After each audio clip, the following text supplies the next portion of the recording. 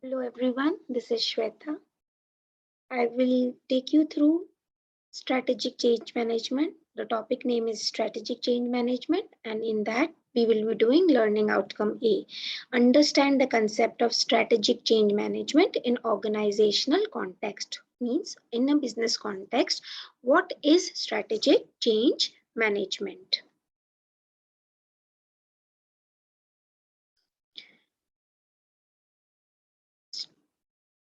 Organizations, they plan and implement change to increase competitive advantage, an advantage over their competitors, or achieve another key goal when undergoing strategic transformation. They may, for example, alter the company's policies, they alter structure, procedures, they make adjustments, which is totally depend upon the environmental and economical situation of any country. So if a company is into a certain geographical sector or a geographical part of a country, in in that case, the organization has to understand what opportunities, what threats they have. According to that, they have to change. They have to change, and that is the reason why strategic change management happens. Top management or executive staff employees are often in charge of guiding strategic change. Once leaders have identified their intended goals or missions, they must follow a disciplined change management approach. What is competitive edge? As I said earlier, what sets your business apart from your competition means if suppose your business has a certain competitor, a business has a competitor which is very common these days. No organization they work in silo. They are they have a strong cutthroat competition to face. Okay, so for that purpose, to gain that competitive edge, it is requirement of every organization to keep on changing. Let me introduce this unit to you. Change is necessary for organizations to continue to thrive and meet and exceed the competition of industry competitors. Organizations make strategic modifications to their operations, processes, products to assist them to accomplish their goals or gain a competitive edge in market over competitors. Strategic change management is the process of managing change in a structured, thoughtful way in order to meet organization goals, objectives, and missions. Guys, every one of us know why an organization is opened. And a person who wants to start a business starts the business. Why?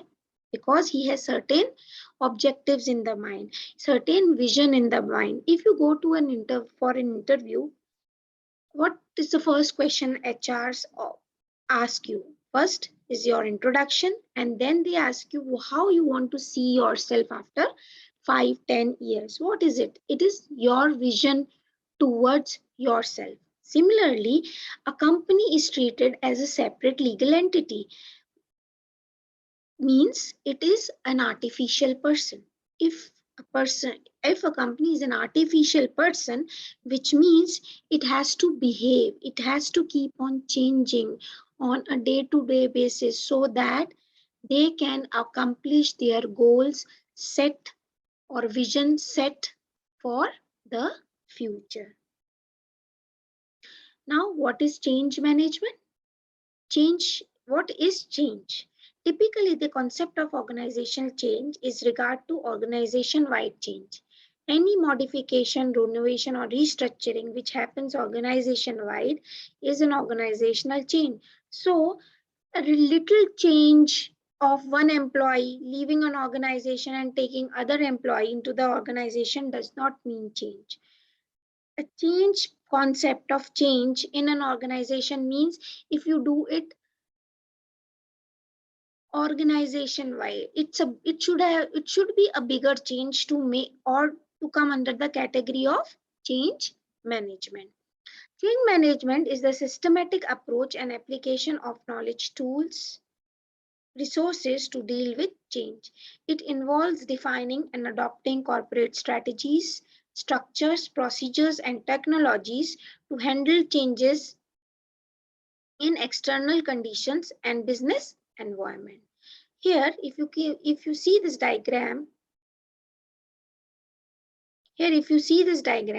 organizational change is equal to improved productivity, greater efficiency, reduced cost, employee satisfaction, new opportunities, and increased rate of return or increased return on investment.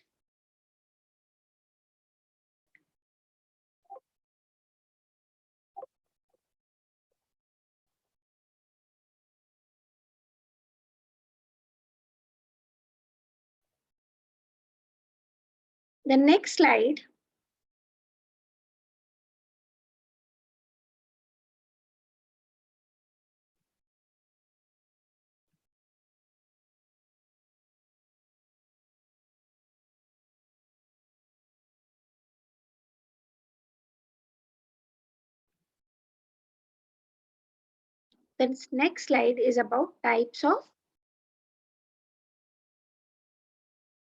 of strategic change. As previously said, firms frequently attempt strategic change in order to preserve or obtain a competitive edge or to adapt to market changes. These businesses often select one of three choices while contemplating this process. So, what is the type of strategic change? It can be adaptation, can be done slowly and in conjunction with existing culture. So adaptation means adaptation of new processes, adaptation of new culture, adaptation of new procedures, which is done slowly. It is not overnight change. Reconstruction, another sort of strategic change, it entails quick change without a fundamental shift in culture. The third one is revolution, which is significant shifts in strategy and culture. Means overall culture of the organization is changing. There is a significant change in the culture. Such type of change is also a strategic change, which is revolution. Steps of strategic change. First of all, as a top management, you should know what determines the need for change. Means what is that which has triggered the change. It is not that one good day a dream came and you started a new change. No, it has to be thought through. Means as a top management, as an executive staff member, you should know why, what, why why I am making these changes. I should determine the need of the change. Then I should understand how it will affect my stakeholders. Any change I do, how it is affecting, what is it putting onto my stakeholders. Means I should perform a stakeholder analysis. Who all my stakeholders, how are they getting affected because of this change. Build support for change. Obviously, without support, without team, without uh, people supporting you for this change, it is not possible to build a strategic change. A small change can be built at any point of time. You go, you talk to your manager, he or she says yes to it, and you can build a change. But if we are talking about strategic change here, it is organization wide. So obviously, it cannot be performed. A change cannot be performed unless and until there is a support from every person into the organization. For that purpose, stakeholders and other networks equally participate in strategic change. Create a change network beyond the change management team. As we saw in point 3, there has to be a change management team. Apart from this change management team, the members of change network include sponsors, advocates, targets, and change agents. After all this, after the feasibility is checked, okay, and there are people who can support it. Stakeholders also want us to, or what organization to make changes. It is important to prepare a proper change management plan. And above all, it is important to identify and manage obstacles. Obviously, nothing can be done without barriers. It cannot be, if somebody is thinking that changes can be built without any hiccups, without any changes, without any obstacles, it is very difficult. Each and every change requires a risk assessment. So one should identify and try to manage risk or obstacles or hiccups which can be foreseen. Then finally, it is time to evaluate the change, what it would bring. If you see here, organizational change is equal to either reduced cost, either greater efficiency, or improved productivity, or increased ROI, return on investment, or it is bringing new opportunities for the organization. Last but not the least, it can be made for employee satisfaction, means adaptation of cultural changes brings employee satisfaction. When we talk about stakeholder analysis, I have noted down a small definition of it. Stakeholder analysis is the process of identifying, assessing, and prioritizing the people who will be affected by your business or project. Next is, there are certain models, there are certain techniques to bring changes into the organization. Various various professors, various people who are researchers, they came up, up came up with different change management model. The prime the major outcome of all these was how to conduct a change management so that these changes can be made part of the organization smoothly without any hassle. Let's talk about Kurt Levin's change model. Kurt Levin developed a change model involving three steps: unfreezing, changing, and refreezing.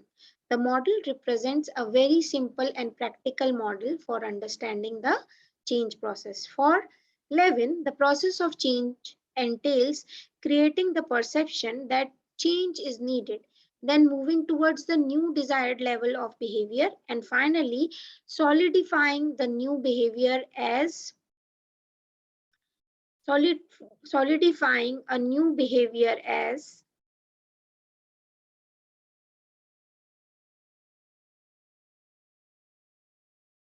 the norm, means as the Bible of the organization. Means initially try to modify the people for the change, then they try to make change known to the people, okay, and finally making it as a norm for the organization, means a process or policy for an organization. The model is still widely used and serve as the basis for many modern change models. Unfreeze, determine what needs to be changed, ensure there is a strong support from upper management. Create the need for change, means you should be able to convince your employees why the change is required. For that, a top management or an executive staff should themselves know exactly why the change is required so that they can communicate and convince the people about the change they are trying to bring into the organization. Manage and understand the doubts and concerns.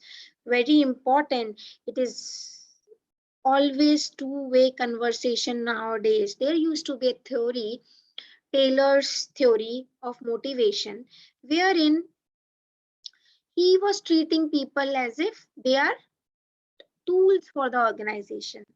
They will do what the manager says. If the manager say go right, they will go right. If the manager says go left, they go left. Means he does not consider the self-esteem or self-actualization need of people into the organization. Whereas nowadays with the common man, with the new world, new technological world, it is important to manage the people. That is why a separate department of human resource people management is opened in almost all the organization, because it is very important for our organization's success to keep their employees motivated. Communication is a very important tool to keep the employees motivated. And it is, if it is a two-way communication, there has to be doubts and clarification of doubts. So unfreeze, I will uh, repeat this again. Unfreeze would be: first, determine what needs to be changed. Second, ensure there's a strong support from upper management, top management. Create the need for the change. You should be able to showcase what is the need, why the change is required, and then manage and understand the doubts and concerns. Once this is done, there's the second step will come, which is change. Communicate often of the change. Dispel rumors. So, there is a concept of grapevine. There is in any organization, apart from formal communication, there is a informal communication also, which is called a grapevine thing. So a person should able to manage the rumors, empower action, and involve people in the process. Obviously, if people are involved, process become easy, process change become easy. And once the change is being introduced, then refreeze, anchor the change into the culture, develop ways to sustain the culture, provide support and training, and obviously celebrate the success. You should reward people who were into the change, who support the change, was able to come into the organization. So refreeze, unfreeze, like if you see ice cube, first you take it out, it gets unfreeze, then you make changes. Suppose you want to change the shape of a ice, you unfreeze it, change, put it into a new container, and then refreeze it. It will give a certain shape which you want for your purpose. Similar is the similar is the concept of Levin's change model. Let's move to the next change model, which is McKinsey 7S model. Very beautifully explained, very important, a very widely used model. Strategy. This is your organization's plan for building and maintaining a competitive advantage over its competitors. So here, McKinsey is talking more about competition, not internal to the organization, external to the organization. This is your organization's plan for building and maintaining competitive advantage. Structure. This is how your company is organized. Means once you finalize the strategy, what you want to change, you have to restructure. You have to structure your company, your departments, your people as per the company's strategy, as per the requirement of the people. Then systems, the daily activities and procedures that staff use to get job done. Means how the system in the organization, the process in the organization would work. Shared values, these are the core values of the organization and reflects its general